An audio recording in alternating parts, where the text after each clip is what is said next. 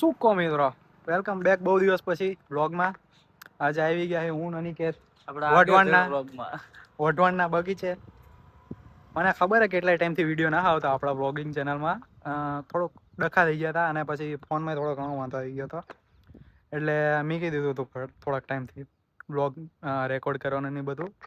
હવે પાછા આવી ગયા. હવે દેખાડી તમને અંદરનો ઠાકોર સાહેબ દાજીરાજ સિંહ પાર્ક. અહીંયા વઢવાણના ધરમ તળાવ પાસેનો જે પાર્ક છે એના અંદરના સીન અને અંદર કેવું હોય, શું શું રાઈડ છે એ બધું દેખાડવી. આ જો આ એન્ટ્રન્સ છે, આ અંદર જઈને દેખાડી હાલો તમને આગળ.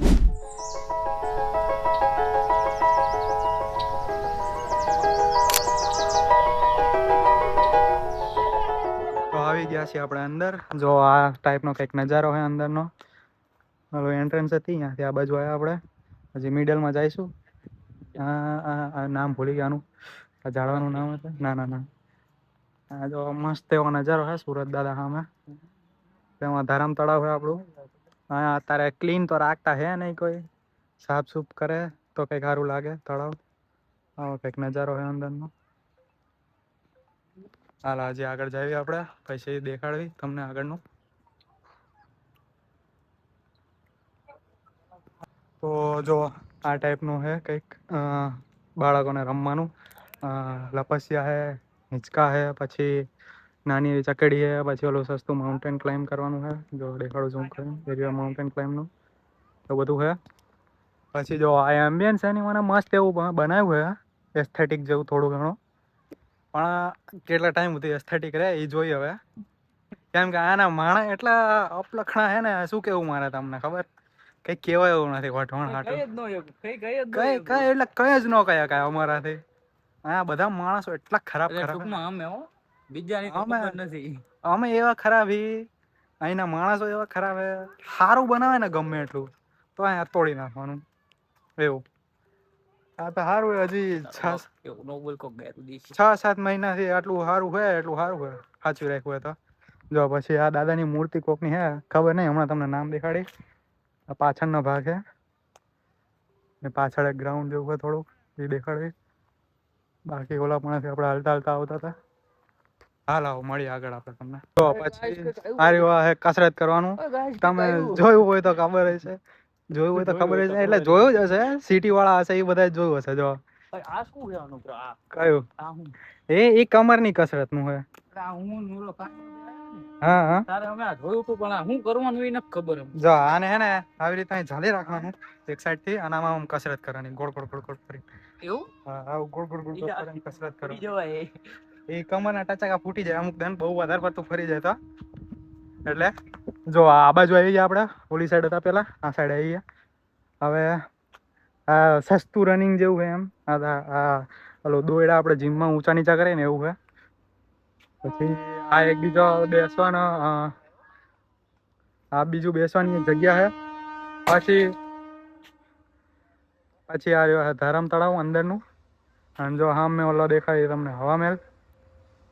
હવામહેલનો વિડીયો જલ્દી આવશે આપણા કાનાભાઈની ચેનલ પર. એ એડિટ કરવાનો બાકી, એ એડિટ કરશું. હવે જ્યાંથી ઘરે જવું એટલે એડિટ કરીશ. એડિટ કરીને તમને મોકલીશ એ વિડીયો. ત્યાં સુધી જો સામે ટ્રેન જાય. હવે આ તારામાં ક્વોલિટી બહુ ખરાબ આવે એટલે દેખાશે નહીં હરકી. ભાઈ ગઈ એ ટ્રેન હતી. પછી સામે ઓલું છે લગભગ આ મહાદેવનું મંદિર છે કે શનિદેવને કોનું હોય એ ખબર નથી. હું અનિકેતને પૂછીને તમને કેવડાવું. હાલો આપણે જાવી ઓલી આગળ, અને આગળનું તમને દેખાડી, અને પછી ઓલા પણ જે વચ્ચે મહાદેવનું મંદિર હતું એ તમને દેખાડી. જો આપણે ક્લોઝઅપથી ક્લોઝમાં જોઈ લો. હા, આમાં નાના બાળકો જ ચડજો, બહુ વધારે મોટા ન ચડતા, નકર આ તૂટી જાય છે. એટલે જવાબદારી તમારી નહીં, સાચવવાનું હોય આપણે. આ બધું આપણે સાચવી રાખો. વિરાસત છે આપણને, સરકારે આપ્યું હોય બધું સાચવા. આપણે જ પૈસાનું હોય આ બધું. થોડીક કાળજી લો. ઓહો મારા તમે થોડીક કાળજી લો અને સાચવો. આ બધું કેર કરો કે જેનાથી શું આગળની જનરેશનને પણ યુઝ કરવા મળે. અને જો આવું કંઈક છે અંદરનો નજારો. આમે ઓલું બેહવાનું છે, બહુ વરસાદ આવે, તડકો બડકો હોય તો અહીંયાનું. પછી હાલો આગળ મળીએ તમને. તો મિત્રો પહોંચી ગયા છીએ આપણે મહાદેવના મંદિર હે. એટલે મંદિર કોનું હોય એ તો નથી ખબર, પણ અહીંયા મોટી એવી મહાદેવની મૂર્તિ છે. તો હવે અહીંયા જાવી. હાલો, જો આ હે આપણું ધરમ તળાવ. આ નહીં, કોઈ દી જિંદગીમાં મ્યુનિસિપાલિટીએ ચોખ્ખું તો કર્યું જ નથી, એટલે સફાઈનું કોઈ વિચારતા નહીં અહીંયા. જો આવું હે બધું સફાઈમાં તો. હા, ગટર ગટર જેવું જ દેખાય છે. ખરાબી નકરી લીલ જામેલી હે. જો પગથિયા હે, માટલીઓ ને કાગળ ને બધું અહીંયા જો ફૂલડા બુલડા બધું છે. અહીંયા માણસ કપડાં ધોવાય આવે છે, નાવાય આવે છે બધું. એટલે સમજી જાવ તમે ટૂંકમાં કેવું હશે આ બધું વાતાવરણ એનું. અહીંયા ભગવાનનું મંદિર છે, અહીંયા ચોખ્ખાઈ રાખવાની હોય. અને અહીંયા માણસ આવું ગંદવાળો કરે છે. હવે આપણે બહુ કંઈ કહી ન શકીએ, એટલે શું કરવું. હાલો અંદર મંદિરમાં જઈએ, તમને અંદર મંદિરમાં દેખાડવી.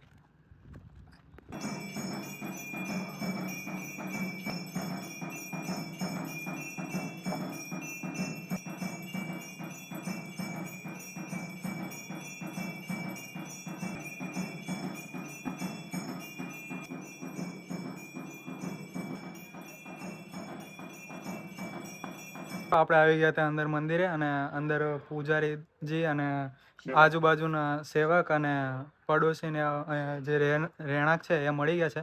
તો આપણે એમના પાસેથી જ જાણીએ કે આ મંદિરની જે ઇતિહાસ છે. હા, બોલો. આ મંદિર પાંડવો વખતના ટાઈમમાં પાંડવોએ અહીંયા પૂજા કરી હતી અને રોકાણ પણ કરેલું એવું સાંભળ્યું છે. અને ધર્મ રાજાના નામ પરથી આ ધર્મતળા પાડવામાં આવેલું છે નામ. અને આ બહુ અતિશય જૂનું છે. પંચાસ્ત્ર મહાદેવ પાંડવોના હિસાબથી કદાચ પંચાસ્ત્ર મહાદેવ એ આ વખણાય છે. અને બોર્ડ પણ પંચાસ્ત્ર મહાદેવનું લાગેલું હતું આ તળાવ. અને એની બાજુમાં જ રાજમહેલ હવા મહેલ ઉભો છે. જૂનો ઇતિહાસ છે. આ વડવાનો જૂનો ઇતિહાસ છે. બે મહાત્માએ પણ તપ કર્યું, તપોભૂમિ છે, એની સમાધિ નીચે છે. બે મહાત્માની નીચે આ નીચે નીચે એની સમાધિ છે. અહીંયા વર્ષો રહી અને તપ કર્યું, એટલે આ તપોભૂમિ છે આખી. રાત દિવસ 24 કલાક માટે અહીં જ રહેતા. બહુ જૂની જગ્યા છે, બહુ વર્ષો જૂની, ઘણા વર્ષો થઈ ગયા. અમારી પાંચેક હજાર વર્ષ થઈ ગયા. ત્રીજી પેઢી એ મારા બાપાના બાપા એમ કહેતા કે ભાઈ અમે અહીં નાવા જાતા. એ વખતે પુલ નહોતો, એટલે હા પબ્લિક ઓછું આવતું, તરતા આવડે ઈ તરીને આવતા. આ રીતનો હતો આપણે આ ધરમ તળાવની વચ્ચે જે મંદિર છે એનો ઇતિહાસ.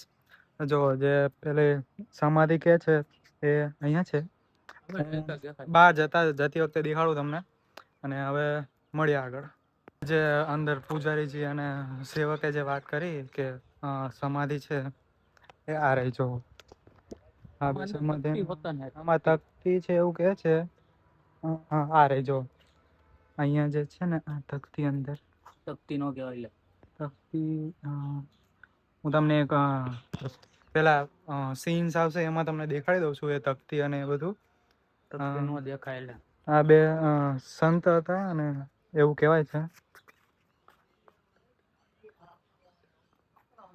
આ સંત હતા એવું કહેતા હતા એ દાદા.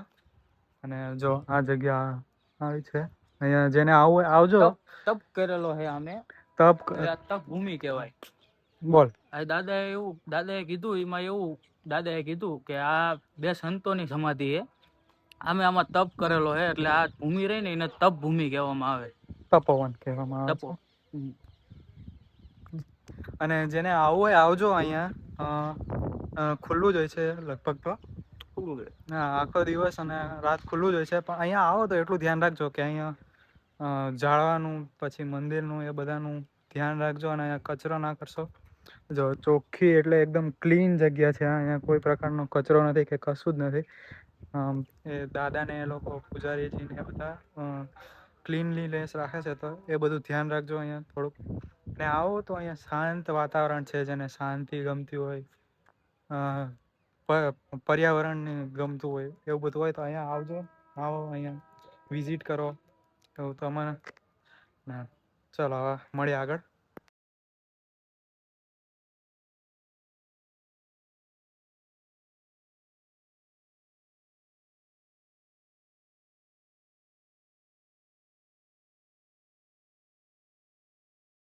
મિત્રો હવે મળીએ હવે બીજા બ્લોગમાં. હેલો ગાઈસ, તો આવી ગયા તા આપણે હવે પાછા ઘરે જવા. તો આપણે મળી આપણા નવા બીજા વ્લોગમાં. આડેધર વ્લોગ માટે થોડીક સપોર્ટ કરો એટલે અમારી ચેનલ એમના હાલા રાખે. બરોબર ને અનુભાઈ? બીજું કાંઈ નહીં.